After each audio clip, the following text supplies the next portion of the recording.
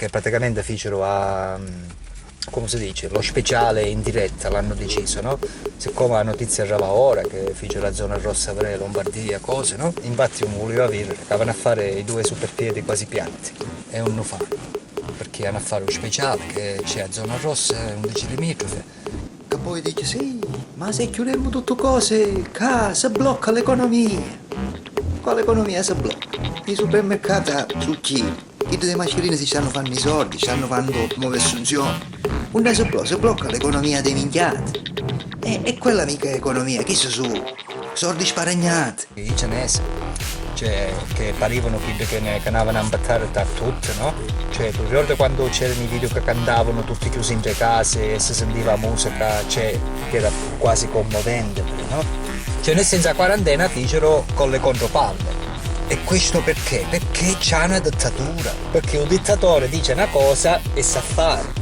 Che senso ha che siamo tutto fuori, in dei locali affollati? Cioè, di tutti i cinesi che ci sono in Italia, da zona vicino a zona rossa, e un sano un malato nudo.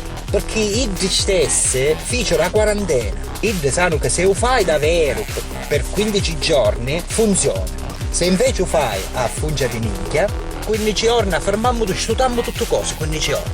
I dipendenti pubblici, tutti i professori, i maestri, i presidi, perché invece non questa gente volontariamente va ad aiutare gli ospedali, a dare una mano, a portare barelle, a fare fotocopie? Che è sto bordello? Che pare che allerta meteo. Caeva, allerta e vacanze, facile dire, muoversi a casa. E comincia ma che stava dicendo? Casi ci potesse mischiare per Greta Thunberg, dovrebbe unirsi a questa battaglia del virus, perché? Perché che succedeva in Cina che l'economia stava crollando, sta crollando ancora giù, però ci sono le notizie che dice che l'inquinamento sta scomparendo, hanno avuto l'aria fresca, cioè, e quindi Greta dovrebbe unirsi a questa lotta per poi trovare alla fine, dopo aver debellato il virus, alla fine trovare un compromesso. Trovare la via di mezzo, capiremo che l'uomo ha bisogno del mangiare, infatti i supermercati lavorano alla grande, benissimo.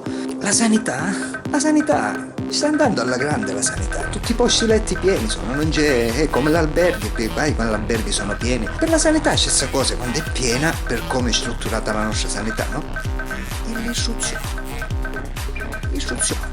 Già da bambini, istruirli bene da bambini, che poi quando poi crescono, se di nuovo ci viene un altro coronavirus, questi ragazzini sapranno che bisogna muoversi a casa, diciamo, per 15 giorni. Siete sempre con l'iPhone, con il computer, muovete a casa 15 giorni. Ci sono i bambini, quelli yuku con ore, come si chiama? Quelli che sono sempre, e quelli si salveranno, ad esempio. Ecco. Per questo ci vuole Greta Thunberg, che approfitti di questo dopo coronavirus e ci salvi tutti trovando il compromesso. Minchia, si è cambiato 15 giorni con tutte cose studiate, no?